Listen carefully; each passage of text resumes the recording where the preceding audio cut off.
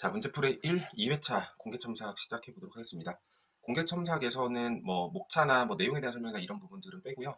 답안 서술에 좀 포커스를 맞춰서 체크해 보도록 하겠습니다. 자, 일단 전체적으로 답안 분량 한번 보시면 총 16페이지 조금 더 쓰셨거든요. 네, 괜찮습니다. 분량은 지금 사실 여러분들이 크게 신경 쓸 부분은 아니에요. 그래서 가급적 적게만 안 쓰시면 됩니다. 16페이지 미만으로만 안 쓰시면 되고 그거보다 더 이상 쓰시는 건 상관없어요. 처음 쓰게 되면 이제 요약이 잘 안 되실 수 있거든요. 그건 이제 차차 나아지실 거기 때문에 그거에 너무 강박을 가지시면 글 쓰는 거 자체에 대한 부담이 생기실 수 있으니까 16페이지 이상만 쓴다라고 생각하시고 써주시면 되고 지금 목차당 분량은 보면 뭐 두 문장에서 많으면 뭐 한 네 문장 정도 이렇게 구성이 되어 있거든요. 네, 충분히 좋은 것 같습니다. 자, 내용 한번 보죠. 자, 문제 1번 서설이에요. 서설의 경우에는 지금 이 문제가 전철 역세권의 지역 분석에 대한 사례형 문제이기 때문에 지역 분석이라는 주인공을 등장시켜 주기만 하면 되거든요. 그런 관점에서 보면 자, 부동산 시장은 일반 재화와 달리 물리적으로 고정되어 있어 지역 시장 형성하고 지역 분석에 의해서 표준적 이용과 가격 수준 결정된다. 키워드 잘 도출해 주셨죠? 자, 이는 개별 부동산이 가격을 형성하고 변화하는 기준이 된다. 네, 좋습니다. 지역 분석 등장시켜 줬고요. 지역 분석의 의미, 필요성 보면 의의는 여기 나와 있고 필요성은 뒤에 나와 있죠. 그래서 목차하고 내용이 서로 매치가 돼야 된다는 거 확인해 주시고요. 두 번째도 마찬가지로 지역 분석의 대상 지역, 그래서 인근, 유사, 동일 수급권, 그 다음에 지역 요인이란 대상 지역이 다른 지역과 구별되는 지역 특성이다. 잘 써주셨죠? 자, 지역 분석의 방법 및 결과. 이 방법은 절차로 서술하신 것 같아요. 네, 지역 분석의 방법하고 지역 분석의 절차는 동일한 거니까 지역 분석의 절차, 인근 지역 획정, 지역 요인 분석, 표준적 이용, 가격 수준 파악. 네, 잘 써주셨습니다. 지역 분석의 결과가 결과적으로는 이 절차의 마지막 단계를 의미하는 거죠. 표준적 이용과 가격 수준이니까 네, 이 부분도 충분히 잘 된 것 같습니다.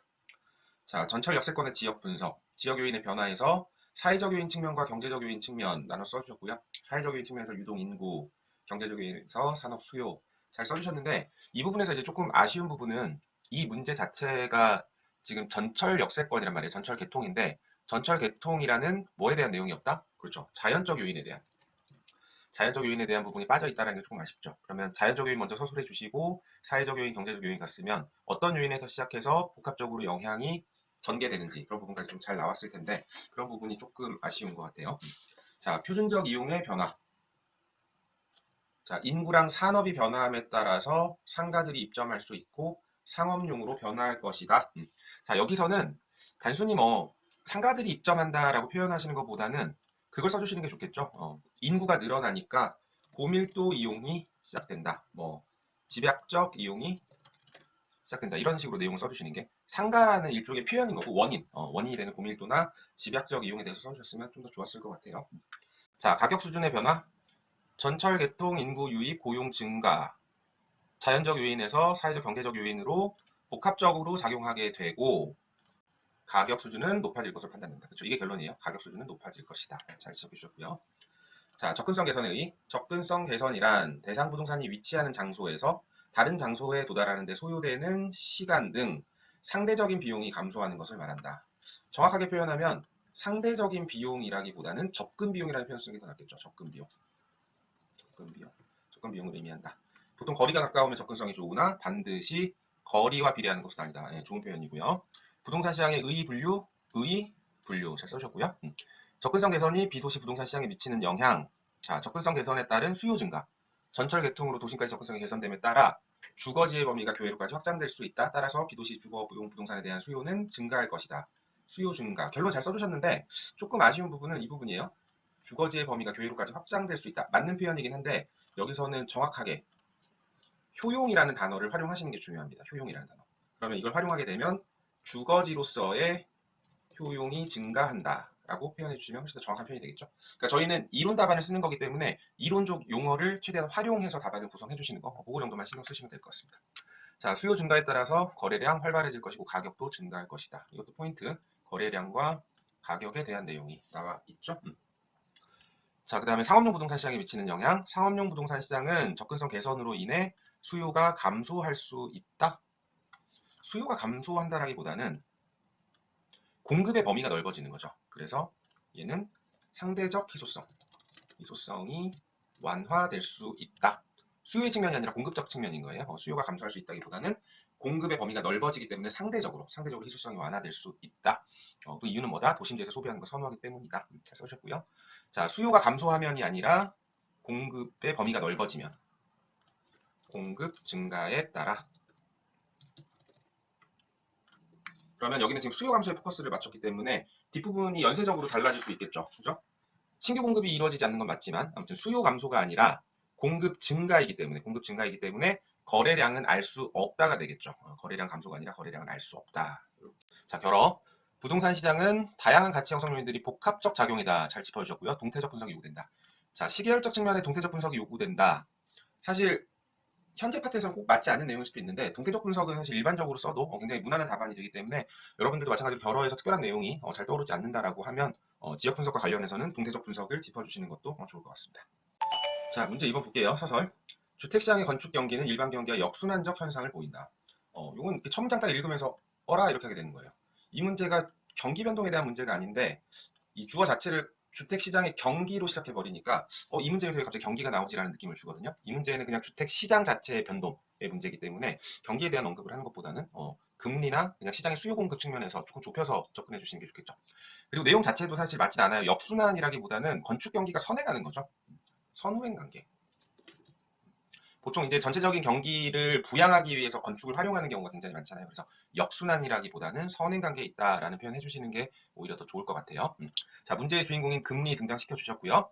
자, 일반 경기가 불황인 경우에는 금리를 인하시켜서 수요 공급을 증가시키고 주택시장의 경기가 상승할 수 있다. 네, 맞는 표현입니다. 여기서도 잠깐만 짚어주면 금리가 인하하면이라는 표현은 조금 어색한 것 같아요. 금리를 인하한다. 그러니까 금리를 주체로 다루면 금리를 인하한다 이렇게 되는 거고 금리를 객체로 다룰 때 그럴 때는 금리가 하락한다라고 표현하는 게 조금 더 매끄러운 표현이 될 것 같습니다. 참고적으로 봐주시고요. 자, 저금리의 의의 및 배경. 자, 배경에 대한 설명이 없죠 지금.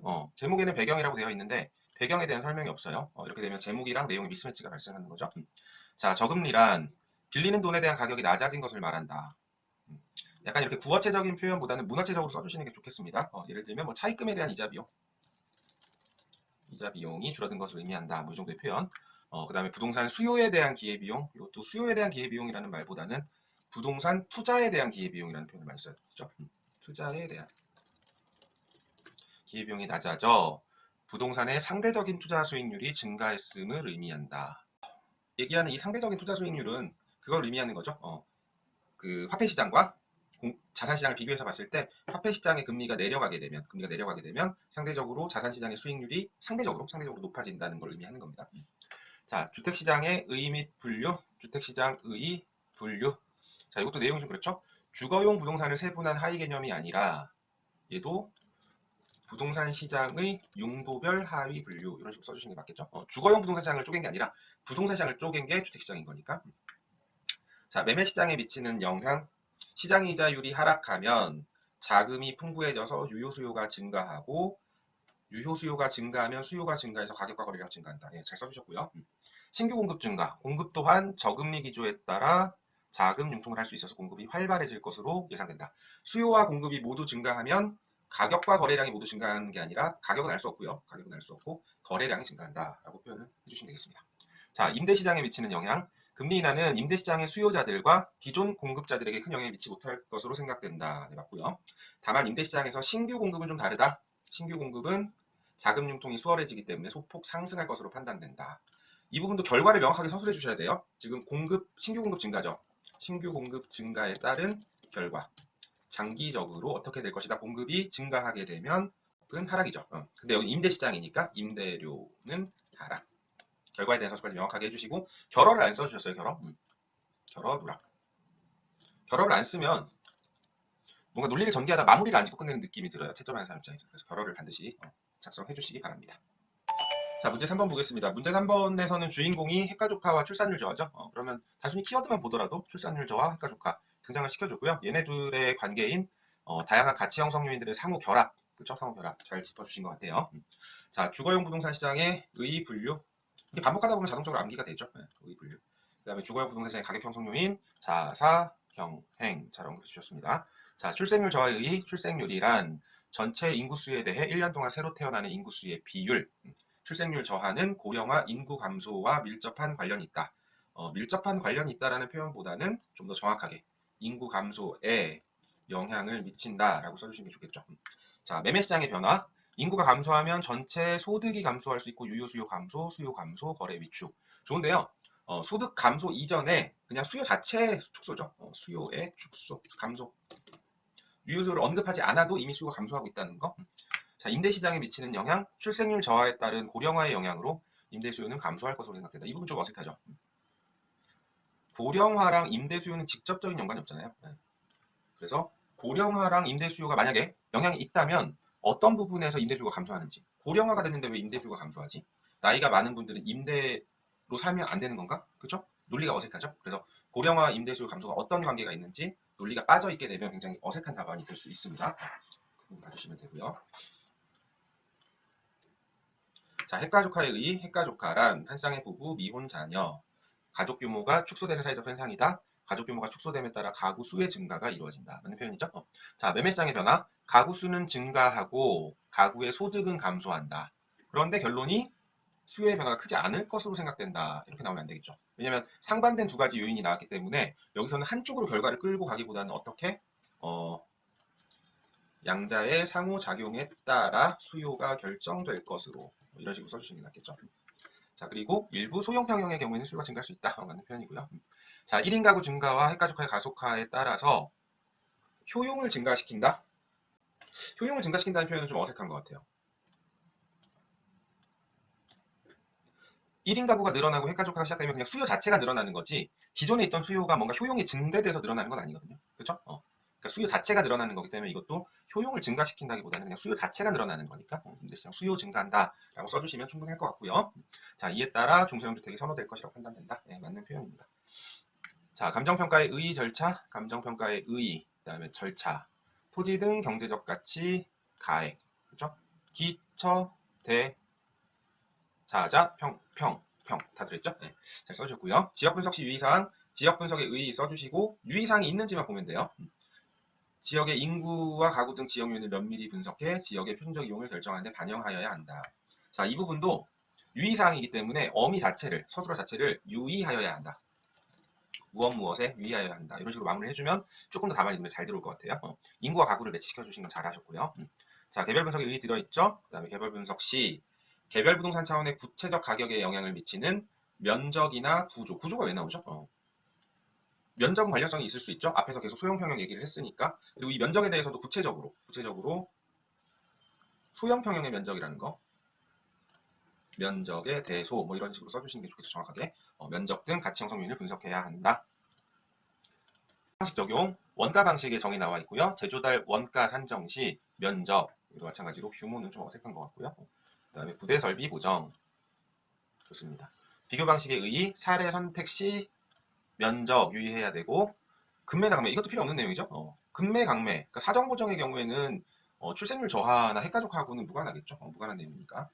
자, 그다음 수익 방식의 의의 임대료의 경우 현실의 임대료 수준을 적정하게 반영해서 순수익을 산정해야 된다. 이것도 너무 일반적인 내용이죠. 일반적인 내용보다는 소형 가구에 따라서 임대 시장이 활성화된다면 수익 방식의 활용성도 높아진다. 뭐 이런 부분에 포커스를 맞춰주시는 게 훨씬 더 자연스러울 것 같아요. 자, 결론 보죠. 자, 인구 가구의 영향에 따라 바뀌어왔다. 주인공을 다시 한번 등장시켜줬고요. 소형 평형에 대한 수요와 임대 시장이 활성화되고 있으니까 동태적으로 접근하자. 네, 결론 잘 마무리해 주신 것 같습니다.